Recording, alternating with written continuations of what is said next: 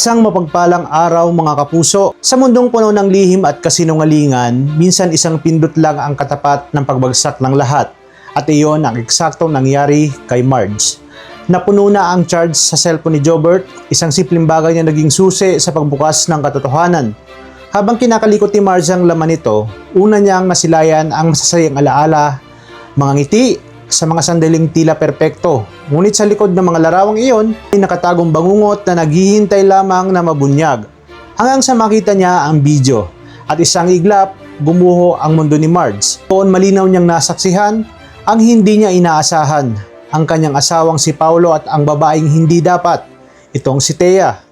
Ang mga kilos na puno ng pagtataksil, ang mga titig na dati para lamang sa kanya, ngayon ay para na sa iba. Hindi na siya nagdalawang isip, agad siyang umalis, dire-diretsong walang lingon-lingon ang puso niya. Parang pinipiga ang isip niya na nag-aapoy. Pagdating sa mansyon, napahinto siya sandali, tinitigyan ang malaking bahay, ang simbolo ng kanilang pamilya. Sinabi ni Marge na akala niya ay matibay ang pundasyon nito, pero purong kasinungalingan at pagtataksil pala ang totoong bumubuo rito. At doon nagsimula na ang unos. Habang ginaganap ang renewal of vows ni Regina at Greg, isang revelasyon ng pagmamahalan, biglang sumabog ang eksena. Parang baging dumating si Marge, dire-diretso siyang lumapit kay Paulo at walang salita, isang suntok ang agad niyang pinakawalan. Hindi na uso ang sampal ngayon. Ito ay galit na hindi kailanman mapipigilan. Nagkagulo ang lahat, gulat na gulat si Paulo. Hindi niya inakalang aabot sa ganito. Ngunit wala na siyang kawala.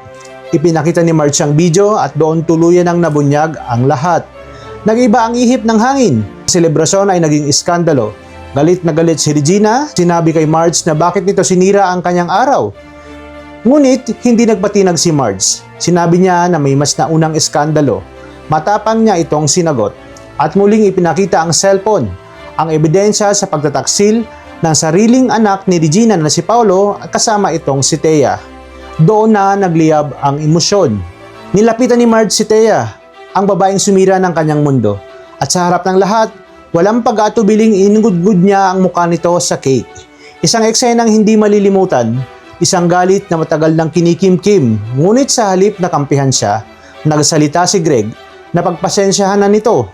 Huwag na nating palakihin pa dahil masisira ang pangalan ng pamilya Torrecampo. At doon, tuluyan ang nagbago si Marge, parang dragon na nagising mula sa mahabang pagkakahimbing. Sinabi ni Marge na hindi siya papayag. Hindi siya papayag na maging bahagi ng kasinungalingan ng mga Torrecampo. Kaya wag nang patungan pa ng isa pang kasinungalingan ang mga ginawa ng mga ito. Tahimik ang lahat, walang makasagot, walang makatingin.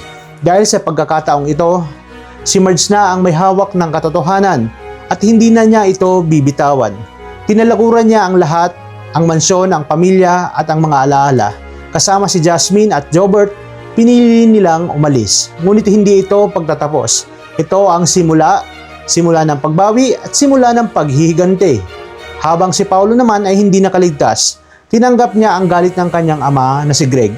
Isang parusang hindi kayang tumbasan ng kahit anong paliwanag. At si Regina, naiwan sa gitna ng kaguluhan, hindi makapaniwala at hindi makagalaw dahil sa kaibuturan ng kanyang puso. Alam niya dahil naranasan niya na rin ang sakit na iyon.